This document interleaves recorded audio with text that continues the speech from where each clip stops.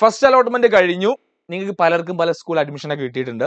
ഇനി നമ്മൾ ഡിസ്കസ് ചെയ്യാൻ വേണ്ടി പോകുന്ന കാര്യം സീറ്റ് എന്തെങ്കിലും ഇനി ബാക്കിയുണ്ടോ എന്നുള്ള കാര്യം. കൃത്യമായി അതിന്റെ ഡാറ്റ വന്നിട്ടുണ്ട്. നമ്മുടെ സ്റ്റാറ്റിസ്റ്റിക്സ് ഫസ്റ്റ് അലോട്ട്മെന്റ് സ്റ്റാറ്റിസ്റ്റിക്സ് ആയാലും മെറിറ്റ് കോട്ട, സ്പോർട്സ് കോട്ട എല്ലാമായി ബന്ധപ്പെട്ട് കൃത്യമായ ഡാറ്റ വന്നിട്ടുണ്ട്. ഓരോ ഡാറ്റ വെച്ചിട്ടും ഓരോ ജില്ലയിൽ ഇനി എത്ര സീറ്റ് ബാക്കിയുണ്ട് എന്നാണ് നമ്മൾ ഡിസ്കസ് ചെയ്യാൻ വേണ്ടി പോകുന്നത്. ഓക്കെ, ഇനി എത്ര ആളുകൾക്ക് അഡ്മിഷൻ കിട്ടാൻ സാധ്യതയുണ്ട് എന്നാണ് നമ്മൾ നോക്കാൻ വേണ്ടി പോകുന്നത്. അപ്പോൾ വീഡിയോ മൊത്തമായിട്ട് നിങ്ങൾ എന്ത് ചെയ്യുക, കാണാം. അതുപോലെ തന്നെ നിങ്ങളുടെ ഫ്രണ്ട്സിനൊക്കെ ഒന്ന്, ചില കുട്ടികളൊക്കെ ഉണ്ടോ എനിക്കിനി സീറ്റ് കിട്ടുമോ, സീറ്റുകൾ ബാക്കിയുണ്ടോ, അപ്പോൾ സന്തോഷിക്കാനാണോ സങ്കടത്തിനാണോ വക എന്നുള്ളത് ഈ വീഡിയോ അവസാനം നമുക്ക് മനസ്സിലാവും. റെഡി? അപ്പോൾ ആദ്യം കോഴിക്കോട്, തിരുവനന്തപുരത്ത് നോക്കാം. ആദ്യം ഇത് മെറിറ്റ് കോട്ടയാണ്. മെറിറ്റ് ആൻഡ് സ്പോർട്സ് കോട്ടയിൽ നമ്മൾ നോക്കുകയാണെങ്കിൽ ടോട്ടൽ അപ്ലിക്കൻറ്റ് വന്നത് തിരുവനന്തപുരത്ത് 34,588 ആളുകൾക്കാണ്. എത്ര പേർക്ക് അവിടെ സീറ്റ് കൊടുത്തു?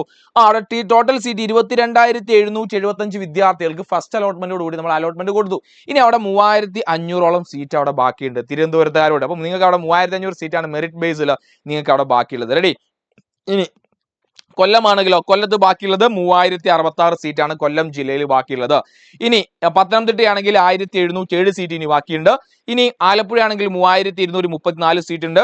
കോട്ടയത്താണെങ്കിൽ 2,466 സീറ്റ് ഉണ്ട്. ഇടുക്കി ആണെങ്കിൽ 1,257 സീറ്റ് ഉണ്ട്. എറണാകുളം ആണെങ്കിൽ 4,322 സീറ്റ് ഉണ്ട്. തൃശ്ശൂർ 4,376 സീറ്റ് ഉണ്ട്.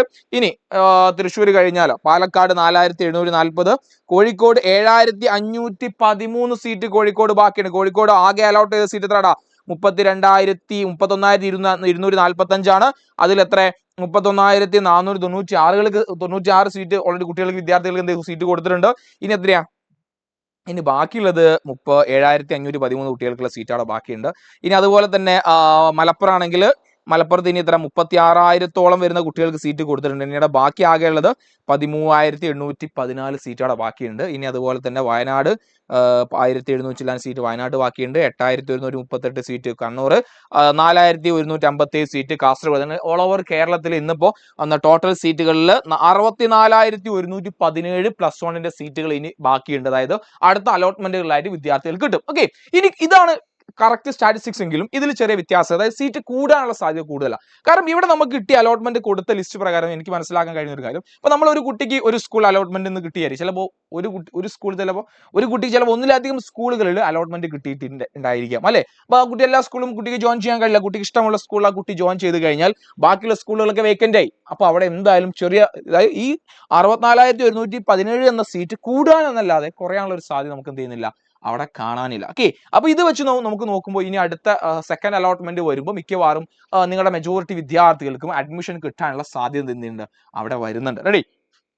ഇനി അപ്പൊ ഇത് നിങ്ങൾ കാര്യം കൃത്യമായി എന്ത് ചെയ്യുക, ഇതിന്റെ ഒരു ഡാറ്റ നിങ്ങളുടെ മനസ്സിലുണ്ടായിരിക്കുക. ഇനി അതുപോലെ തന്നെ നമുക്ക് ഇനി നമ്മുടെ കാസ്റ്റ് വൈസ് ഒക്കെ നോക്കുകയാണെങ്കിൽ നമുക്ക് ജനറൽ, അതേപോലെ ഈഴവ തീയ ആ വിഭാഗത്തിൽ എത്രത്തോളം സീറ്റുകൾ കൊടുത്തിട്ടുണ്ട് അതിനൊക്കെ കൃത്യമായ ഡാറ്റ എന്ത് ചെയ്യുന്നത് നമുക്ക് ഇതിലൂടെ ഇവിടെ കിട്ടുന്നുണ്ട്. റെഡി? അപ്പോൾ ഇവിടെ നിങ്ങൾ മനസ്സിലാക്കേണ്ട കാര്യം ഇത്രയേ ഉള്ളൂ. നമുക്ക് സീറ്റ് ഏകദേശം എത്ര 64,117 സീറ്റ് എന്ത് ചെയ്യുന്നുണ്ട് ഇന്ന് നമ്മുടെ കേരളത്തിൽ ബാക്കിയുണ്ട്. അപ്പോൾ നിങ്ങളുടെ ഓരോ ജില്ലയിലെ കണക്ക് ഞാൻ പറയുന്നുണ്ട്. അപ്പോൾ നിങ്ങൾ വളരെ സമാധാനത്തോടു കൂടി ഇരിക്കുക. സെക്കൻഡ് അലോട്ട്മെന്റ് വരുമ്പോൾ മെജോറിറ്റി നിങ്ങൾക്ക് എല്ലാവർക്കും സീറ്റ് കിട്ടും എന്ന കാര്യം നമുക്ക് ശുഭാപ്തി വിശ്വാസത്തോടു കൂടി അല്ലെ ഹോപ്പ്ഫുള്ളി നമുക്ക് വെയിറ്റ് ചെയ്യാം. ബാക്കിയൊക്കെ സെക്കൻഡ് അലോട്ട്മെന്റ് കൂടി കഴിഞ്ഞതിന് ശേഷം ഇനി ഒരുപാട് നമ്മുടെ ഡൗട്ട് ക്ലിയറൻസ്, നമ്മുടെ ഹെൽപ്പ് ഡെസ്കിലേക്ക് ഒരുപാട് സംശയങ്ങളാണ് വിദ്യാർത്ഥികൾ ചോദിക്കുന്നത്. ആ ചോദ്യത്തിൽ എപ്പോഴും ചോദിക്കുന്ന ഒരു ചോദ്യം എന്ന് പറയുന്നത് നിങ്ങളെ ഫസ്റ്റ് അലോട്ട്മെന്റിന്റെ ഓപ്ഷനുമായിട്ടുള്ള ബന്ധം. അതായത് ഫസ്റ്റ് അലോട്ട്മെന്റിൽ നിങ്ങൾ ഫസ്റ്റ് ഓപ്ഷൻ കൊടുത്ത സ്കൂളുകളിൽ നിങ്ങൾക്ക് അഡ്മിഷൻ കിട്ടിയിട്ടുണ്ടെങ്കിൽ നിർബന്ധമായി നിങ്ങൾ അവിടെ ജോയിൻ ചെയ്യുക തന്നെ വേണം.